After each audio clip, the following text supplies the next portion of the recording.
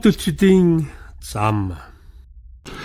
Нэгэнт энэ газар зүтгэж ирснийг эзэн Чингис хааны үр садтай уулзмаар байдаг. Уулзхаарч боллоо.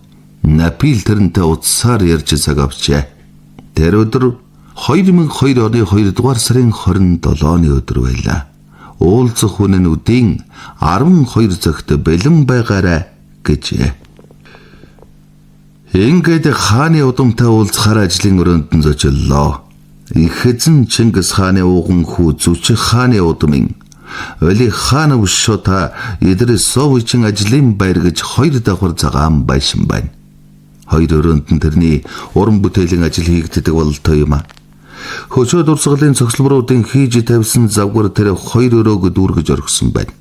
Би тэрэнд цагаан хадаг барьж Монголиос хор золголоо. Доктор Напилийнхаа зуучлснаар Алтан ургийн удмын гэр бүлд айлчин болон залгадаж Алтан урдын улсын үндэс суурийг тавьсан хүчирхэг Зүчиг хааны удмын халуун голомтод ирээд байлаа. Тэр их ээлдэг хүн тул Валихоно бидний яриа санаа зориг сайхан нийлж байлаа. Тэрээр миний өвгд эцэг зарим нь хот болготыг нураасан гэдэг. Тэгээд би хот босгох мэрэгжил сонгож авсан юм да гэж хошгонлоо. Эргэн тойрны хан дээр өргөөний хойборт Чингис өгөөд хувлаа гэд хаадын хөрөг зураг өлгөжээ. Абилай хааны цээж барбэлгээд олон хаадын дүр бүхий хийцүүд ширээ дүүрэн өржээ. Дэлхийн монголчуудыг сурталчлан BBC-д нь таниулах гэж таныг ингэж зүтгэж яваад баяртай байна. Яагаад гэвэл миний өвөг дээдэс чи дэлхийн сайн сайхны төлөө явж байсан. Чи миний өндөр дээд өвөг дээдсэн үйл явдлыг санууллаа гэж надад нэлээд ахадсан магтаалын үг хэлсэн. Би анх удаа Алтан ургийн хүнтэй уулзаж байлаа. Тэр нийлэн далангүй сайхан ирээ. Дотроосоо гэрэлцсэн нөхөрсөг эргэж улаан байдалд автан хязээний танилуучиг ямар нэг өмг түшигт орсон мэт эйвэргүй зөөлөн орчинд хөөрөлдөн суусан юм. Одоо бид найз нөхөд боллоо шүү. Гэхдээ бүрч чөлөөтэй боллоо. Валихоно өвшөта Идрисович Абулай хааны олон улсын фондын ерөнхийлөгч, Оросын холбооны улсын гавьяат архитектур төрийн соёр холдох, Асанка академийн академик, Казахстан улсын төрийн сүлдний зохиогч автор, Алмата хотын төвд улсан эрхчлөө тусгаар тогтнолын хөшөөний зохиогч. Тэр үед Казахстанд олборлоод байсан алтаар цутгаж уралсан алтан хүнд зориулсан цогцлборын зураг эскиз завгарыг тэр бэр гаргаад байлаа. Нас 70 гарч байгаа гэхэд их хөнгөн хөдөлгөөнтэй сэтгэл нь бас хөдөлжээ. Олон улсад зорчсон зургийн цомгоо надад үзүүллээ. Олон улс орны хаадын удамтай найз нөхөд болох нь илт юм. Бид 4 цаг гаруй ярилцаж түүний олон уран бүтээлийг үзлээ.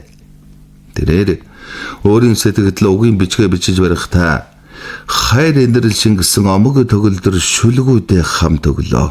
Тэрний төр овгийн тамга шүтэн эвэр хэ угал зүбхий аргал угалцны эвэр бүхий дүрс байдгийн байна.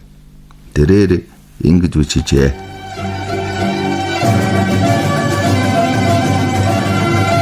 Хүмүүн бэр төрхтөө эцэг эхийгээс сонгож төрдөггүй.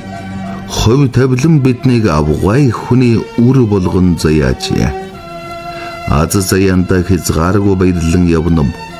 Шудрагэр чигэж шулуун хүн болон амьдрах авгай их хүний сэтгэл хөдлөгөх эзэгнэх их үйлсийг бүтээх бидний хүсэл тэмүүлэл.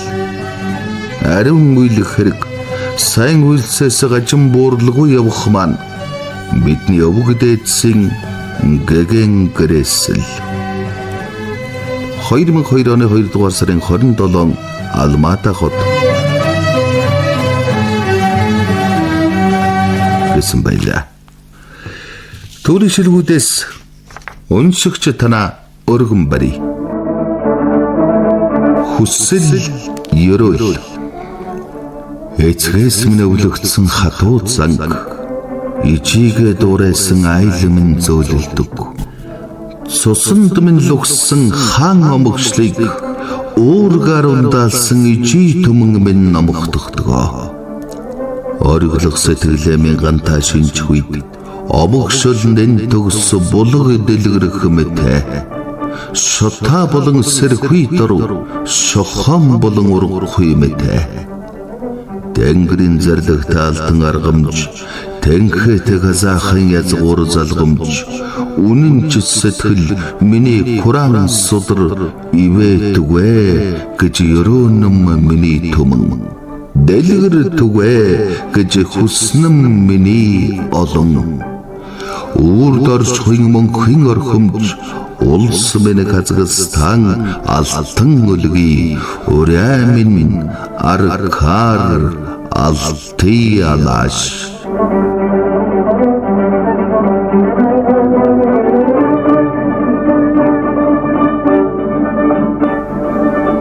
Миний зүрх, миний дэлхий.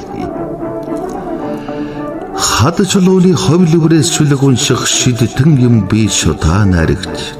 Алтан ураг вали ханы удам юм би, ард олон түмэнтэйг ойрхон юм би.